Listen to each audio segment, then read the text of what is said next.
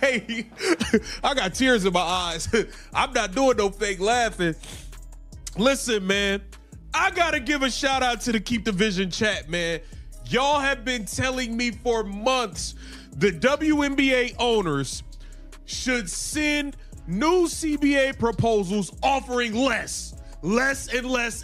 That reaction right there really tells you a lot about the situation right now. Those expressions you're seeing aren't people celebrating some happy moment. The emotion looks more like relief and validation, because the news that just came out could end up changing the financial structure of the WNBA in a very big way. And the reality is, some players may soon feel like the advice they were getting from their union leadership didn't lead where they thought it would. I was seeing some of y'all comments, and I was like, I feel like y'all just being mean.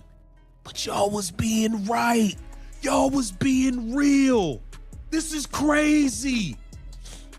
This is crazy. WNBA owners. Shout out to Annie Scoops, Annie Constable. We're going to have to get into her article where it shows that there's a group of WNBA players who are going to be making substantially less money in the CBA offer.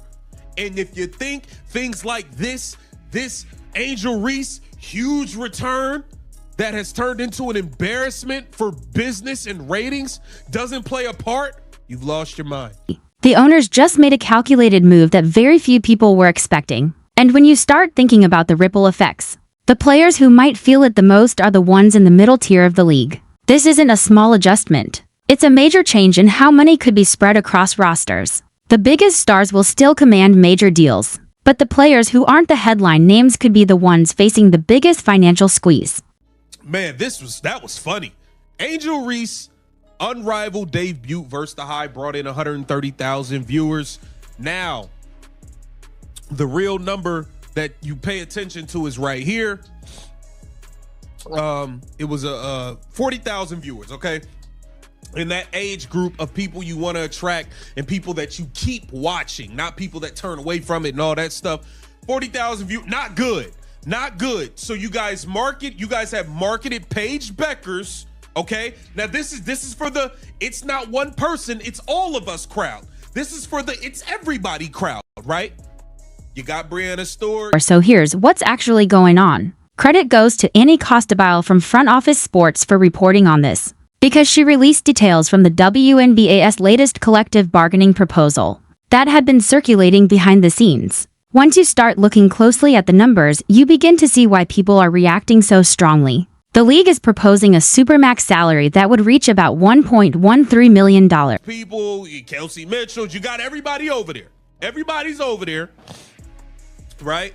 You marketed Paige Bueckers as this big star. She did a whopping 30,000 viewers. You got the big Angel Reese return, 40,000 viewers. I mean, come on. All you guys are doing is showing how much the WNBA is on the back of one star, and that person's name is Caitlin Clark. Every time another one of y'all stars report the Unrivaled and nobody watches, it just goes to prove the point that that league, the WNBA, is not as full of stars like y'all. Glance, that sounds like a huge step forward. It would mean the first $1 million player salary in WNBA history, which is something many fans and players have wanted to see for years. But there's an important detail that doesn't get mentioned as often. That supermax deal would take up about 20% of a team's total salary cap. She got the article posted up and all that, or you can go on Front Office Sports, get that good old subscription. Here it says, inside the WNBA's proposed new economic system. Now peep this. A bigger share for stars, less for middle class. I guess you big names and you vets got what you wanted. The stars, y'all gonna get more money, and everybody else is gonna make less. Everybody else is about to make less. Now, the rookies gonna make their money. The stars are gonna make their money. If you are a role player, you're screwed. That's what the WNBPA has done to the middle class of the league. You add in the required rookie scale contracts that teams must carry. The remaining space starts shrinking quickly. The top stars are going to get very large contracts. Highly drafted rookies will receive their percent rookie salaries. But if you're a veteran role player, someone who fills an important but less flashy role, the new structure could mean less money available for those spots on the roster. Here it says, whenever the WNBA and the Players Union are done at the negotiating table and basketball returns, the league will likely have its first $1 million player. Okay. I want to get to the main part. Here it says, now the WNBA is offering supermax base salary of roughly $1.13 million or 20% of the proposed $5.65 million salary cap in year one. But sources have said the seven-figure payday for some will come at a... There are elite players in the league, of course. Names like Breanna Stewart immediately come to mind. But before diving deeper into the financial mechanics of this proposal, there's another development that has affected the conversation around these negotiations. It involves Angel Reese and her long-awaited debut in the Unrivaled League, which had been promoted as a potentially huge moment for the sport. League's proposal includes 2 tiers of max salaries, similar to the current CBA. According to one source familiar with negotiations, the supermax would account for 20% of the salary cap. So one player is going to be responsible for 20% of the salary cap. Now, imagine if you got 2 of them. That's nearly half the money gone, and you got 10, 11 other people that got to get paid. It ain't that much. All right. Make sure you follow it. Make sure you follow me on this walk. The supermax would account for 20% of the salary, and the standard max would roughly and the standard max roughly 988,750, 988,000, whatever, would take up to 17.5%. Unlike the current CBA, players would not be eligible to earn the supermax through a sign and trade deal. The supermax in 2025 was 249,000. The standard was 214. Here it says the average league salary. League had spent weeks promoting the event and putting resources into it, presenting Reese as one of the key figures who could help push women's basketball into a new era. When the debut finally aired, the broadcast reached about 130,000 viewers in total. For a niche sports broadcast, that number might seem acceptable at first glance. But the statistic advertisers care most about is the audience between ages 18 and 40. To the success of teams like Phoenix Mercury, Atlanta Dream, the Lynx, Liberty were contingent on the sacrifice of star players. But if 20% of the salary cap is embarked for supermax players, that sacrifice will be even more drastic. A similar pay cut taken by Wilson under the new system would amount to $226,000 less per year. And with or without discounts from star players, serious gymnastics would be required to build a competitive roster, right? And here we get to the part where these other players are gonna take a major hit.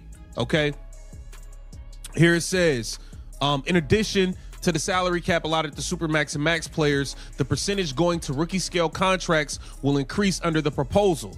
All right. This equates to 9.6% under the previous CBA. Last season, the minimum for players with less than 3 years of experience was 4.4% of the cap. The veteran minimum was 5.2% of the cap.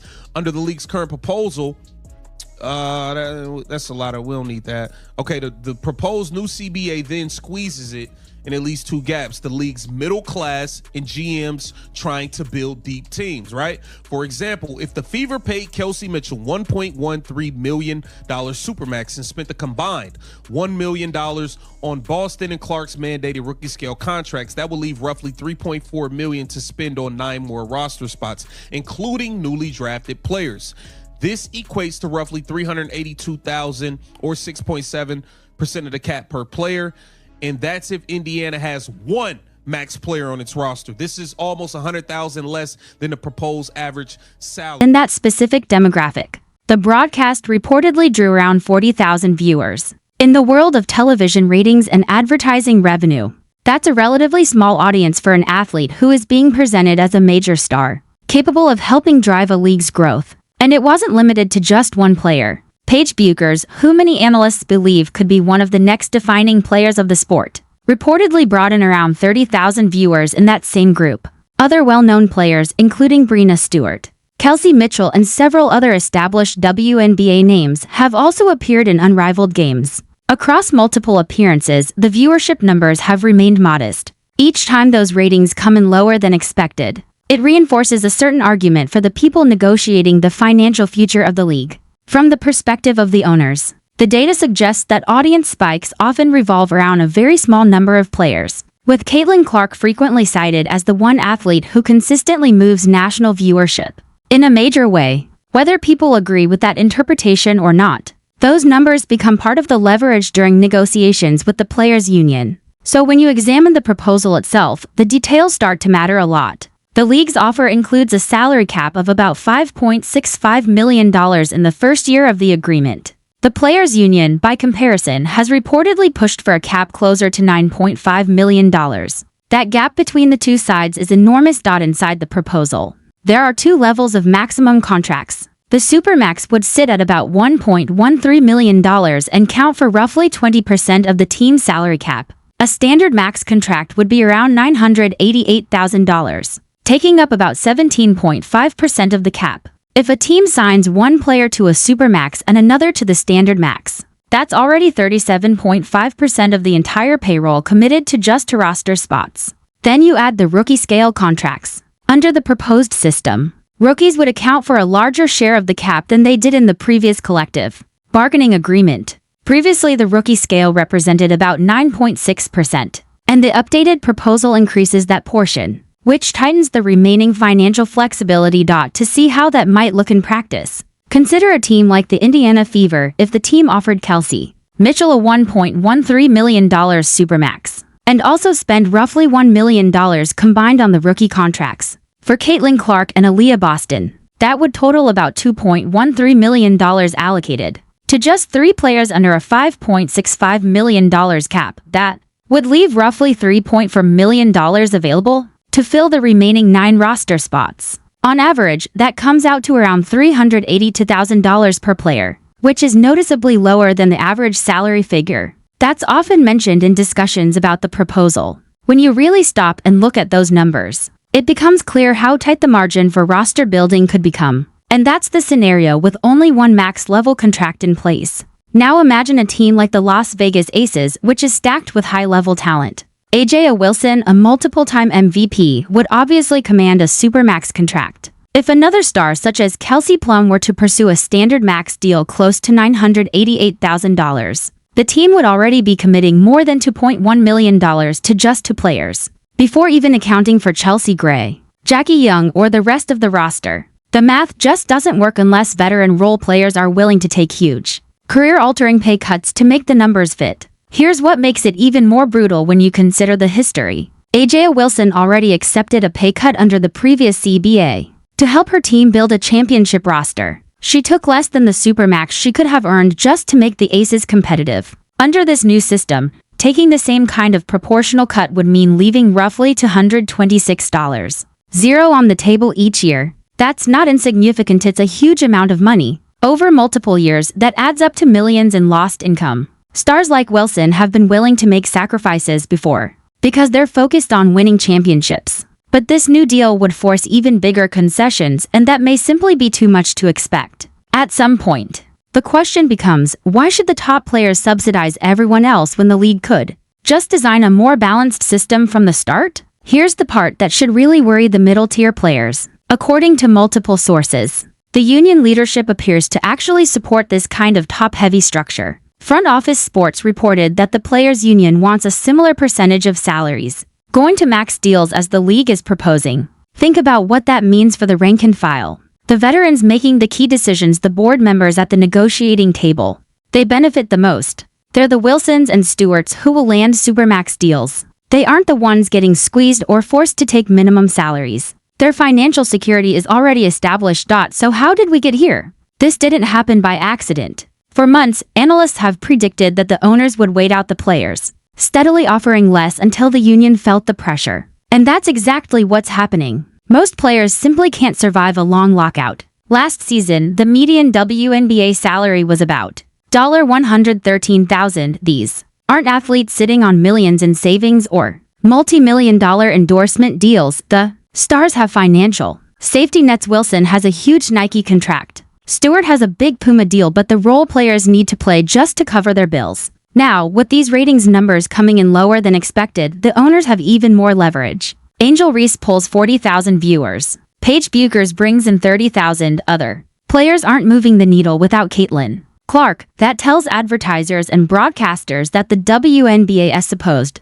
star power isn't as widespread as some claimed during negotiations. Players entered the CBA talks claiming the league was booming, that they deserved a larger share of revenue, and that they had leverage to set terms. Then Unrivaled launched and completely contradicted that narrative. The timing couldn't be worse. The old CBA expired. Players opted out expecting big raises, only to see their biggest stars play in a new league with very low viewership.